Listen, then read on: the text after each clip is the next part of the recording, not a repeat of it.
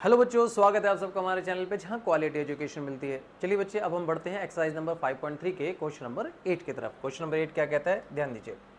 कहता है find the sum of the first 51 term of an AP. मतलब कहता है कि कोई एक एपी है जिसमें टोटल 51 टर्म है, whose second term and the third term are 14 and 18। मतलब सेकेंड टर्म 14 है और थर्ड टर्म 18 है। तो हमसे कहता है एक ऐसा एपी है जिसका दूसरा नंबर जो है 14 है और तीसरा नंबर जो है 18 है। हमें उसी एपी के 91वें नंबर तक जोड़कर बताना है क्या होगा। तो बच्चे इसके लिए हमारा डाउट क्या होगा, सबसे पहले हम डी निकाल लेंगे। बच्चे इसके अंदर देखो कि कंटिन्यूस डेटा दे रखा है, सेकंड और थर्ड नंबर, डी निकालना बहुत आसान है।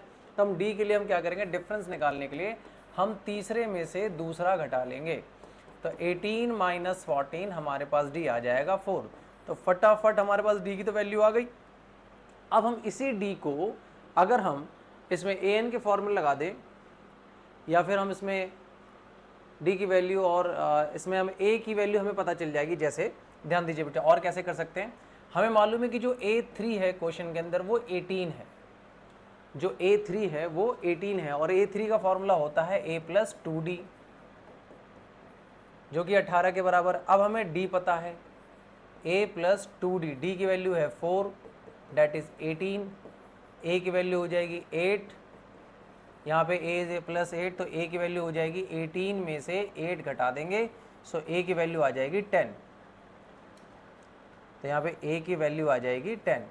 ठीक है बच्चे, अब हमें a पता चल गया, हमें d पता चल गया। अब इस क्वेश्चन में हमसे बोलता है कि 91 टर्म तक हमें जोड़कर बताना है। तब सीधा सीधा सम का फॉर्मूला लगा देना है।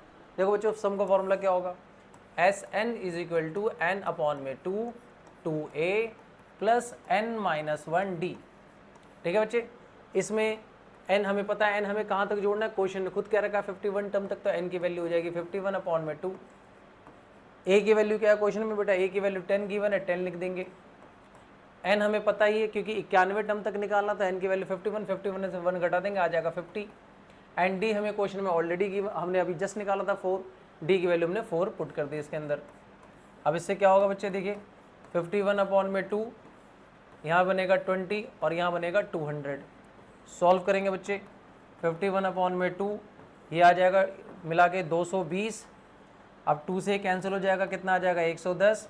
सीधा सीधा मल्टीप्लाई करना है, 51 को बेटा 11 से मल्टीप्लाई करना है।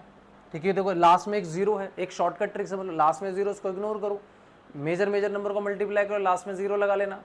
और बेटा 11 का एक शॉर्टकट बता रहा हूँ बेटा, इसी चैप्टर में, इसी क्वेश्चन में, अगर आपको कोई सा भी नंबर अगर 11 से मल्टीप्लाई करना है तो सिंपल आप एक शॉर्टकट ट्रिक लगा सकते हैं। देखिए 51 इंटू 11 है, आप 5 इधर लिख दीजिए, 1 इधर लिख दीजिए, मतलब 51 को फैला दीजिए। ठीक है, 11 से मल्टीप्लाई करना, बीच में दोनों का एड ऑन कर दीजिए 5 और 1 का, डेट इज 561। जब भी किसी नंबर को 11 से मल्टीप्लाई करना हो, आप उस डिजिट को थोड़ा सा फैला दीजिए और बीच में उन दोनों डिजिट का ऐड लिख दीजिए, वो 11 का मल्टीप्लाई का आंसर है। और हमने 51 को 11 से मल्टीप्लाई कर लिया, अब हमारे पास लास्ट में जीरो लगाना है, तो फाइनली इसका सम आ जाएगा 5610। ठीक है बच्चे, वो 11 का शॉर्टकट था। आई होप यहाँ तक आपको क्वेश्चन समझ में आ रहा होगा।